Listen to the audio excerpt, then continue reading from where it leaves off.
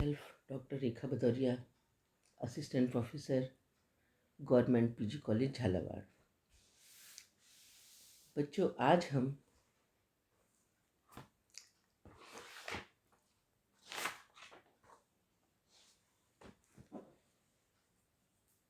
जो हमारा पेपर है सामाजिक समस्याएं, तो उन समस्याओं में से हमारी एक समस्या है पर्यावरण प्रदूषण, जो आज हमारे जीवन को बहुत ही ज़्यादा प्रभावित कर रही है, जिसके कारण मानव की आयु बहुत कम हो रही है। उसे तरह तरह की बीमारियां हो रही हैं, क्योंकि जो हमारा पर्यावरण है जिसमें हम सांस लेते हैं वो बहुत ही प्रदूषित है।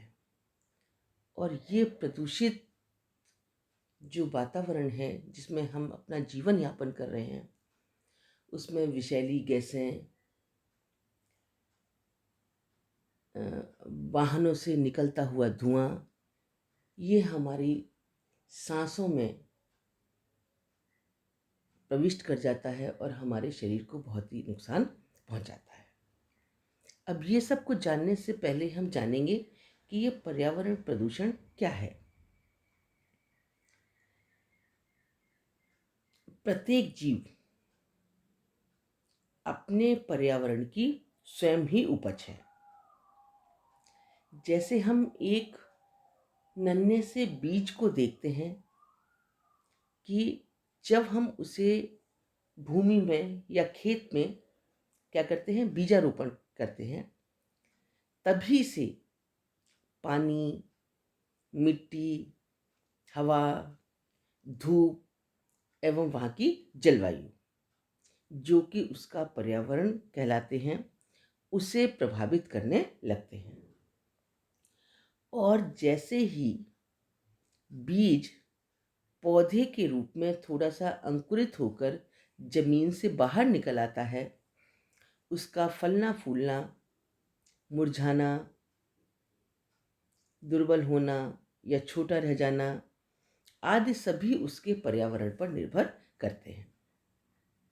जैसे विभिन्न प्रकार के पौधे जो होते हैं वो विभिन्न पर्यावरणों में ही फलते फूलते हैं, क्योंकि वे उन पर्यावरण के अनुकूल ही पर्यावरण से अपने का अनुकूलन कर चुके होते हैं।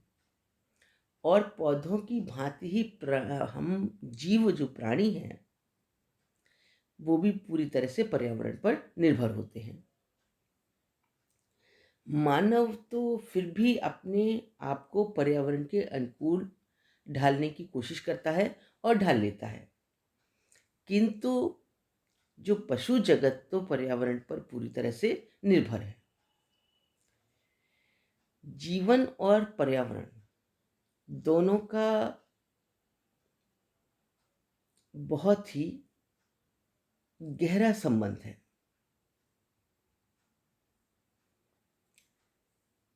क्योंकि जीवन में प्रत्येक भिन्नता, प्रत्येक नस्ल, प्रत्येक जीव जंतु एवं विशिष्ट पर्यावरण की ही देन कही जा सकती है। कोई भी जीवित प्राणी है, उसके परिवर्तन में पर्यावरण के प्रभाव का थोड़ा बहुत अंश तो जरूर ही मौजूद होता है, क्योंकि प्राणी के चारों ओर जो कुछ भी भौतिक और अभौतिक जो वस्तुएं हैं वे ही उसका पर्यावरण है। जैसे मानव अपने चारों ओर बहुत सारी, बल्कि कई प्राकृतिक शक्तियों एवं पदार्थों जैसे चांद, तारे, सूरज, पृथ्वी, हवा, नदी, पहाड़, जंगल, जलवायु और तापमान आदि से कई सामाजिक संस्कृतियां, तथ्य जैसे समाज, समूह, संस्था, प्रथा, धर्म, सामाजिक मूल्य आदि से वो घिरा हुआ है, जो कि उसका पर्यावरण ही कहलाता है। इस प्रकार हम देखते हैं कि प्राणी के चारों ओर पाई जाने वाली सभी प्रकार की प्राकृतिक, सामाजिक, सांस्कृतिक वस्तुएं एवं दशाएं उसका पर्यावरण कहलाती हैं। पर्यावरण को परिभाषित करते हुए जिन्स वर्ट ने लिखा है कि पर्यावरण वह सब कुछ है जो किसी वस्तु को चारों ओर से घेरे हुए है और प्रत्यक्ष रूप से प्रभावित कर रहा है। तो हम कह सकते हैं कि पर्यावरण में भी सारी वस्तुएं भौतिक, अभौतिक, प्राकृतिक एवं मानव निर्मित वस्तुएं सम्मिलित हैं, जो प्राणी को चारों ओर से घेरे रहती हैं और उसे प्रभावित करती हैं।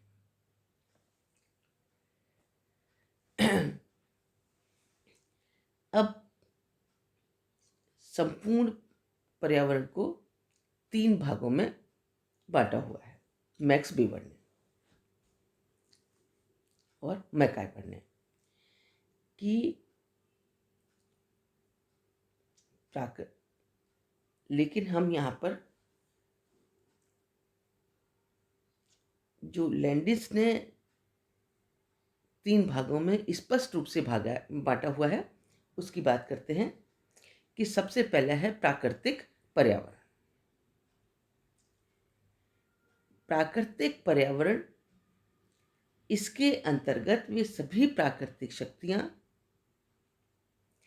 एवं वस्तुएं आती हैं जिनका निर्माण प्रकृति ने किया है। उस पे मनुष्य का कोई भी प्रभाव नहीं है, मनुष्य का कोई भी अधिकार नहीं है, सिर्फ उसके साथ अपने जीवन को जी सकता है। जैसे भूमि, तारे, सूर्य, चंद्र, नदी, पहाड़, समुद्र, जलवायु, पेड़ पौधे, पशु जगत, भूकंप, बाढ़ आदि से सभी मानव एवं समाज को प्रभावित करते हैं। ये हमारे सारे जीवन को किसी न किसी रूप में प्रभावित करते हैं।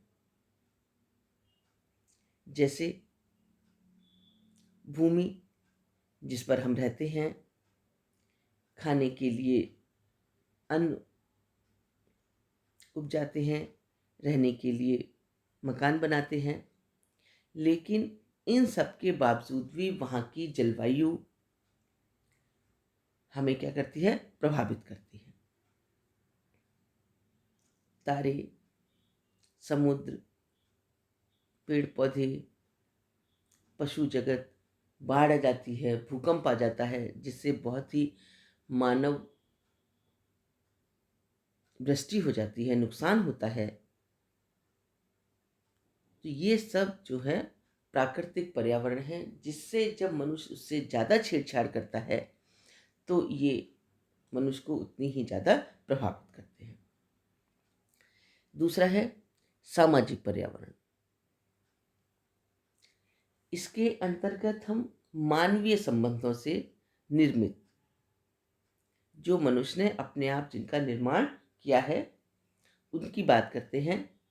जैसे सामाजिक समूह, सामाजिक संगठन, समाज, समुदाय, समिति, संस्था आदि सब आते हैं, जो व्यक्ति को जन्म से लेकर मृत्यु तक प्रभावित करते हैं, मनुष्य का समाजीकरण करते हैं, मनुष्य का व्यक्तित्व का विकास करते हैं, मनुष्य को शिक्षित करते हैं और उसका संपूर्ण विकसित करते हैं और उसे समाजीकरण करके संस्कृति का उसमें प्रभाव करके उसे मानव की संज्ञा प्रदान में सहायक होते हैं। क्योंकि अगर व्यक्ति के पास संस्कृति नहीं है, व्यक्ति के पास शिक्षा नहीं है, और संस्कृति और शिक्षा हमें कहाँ से मिलती है? संस्थाओं द्वारा मिलती है ना? तो इन सब से प्रभावित करके मनुष्य को एक सामाजिक प्राणी बनाने में सहायक होते हैं। तीसरा है सांस्कृतिक पर्यावरण।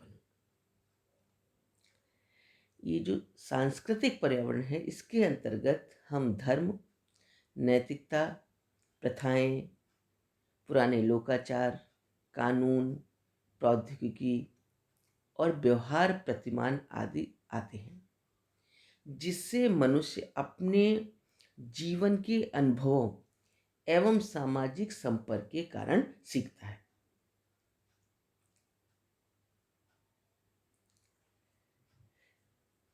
और उसके अनुरूप अपने को ढालने का प्रयास करता है। वो उसके व्यवहारों को प्रभावित करते हैं। संपूर्ण पर्यावरण को इन 3 भागों में हम उपयुक्त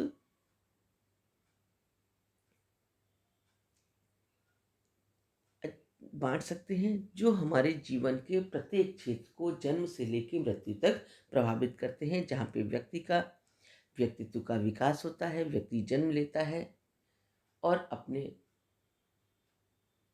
सब तरह से उनका उपयोग करके पर्यावरण के अनुकूल अपने को ढाल के अपना जीवन यापन करता है।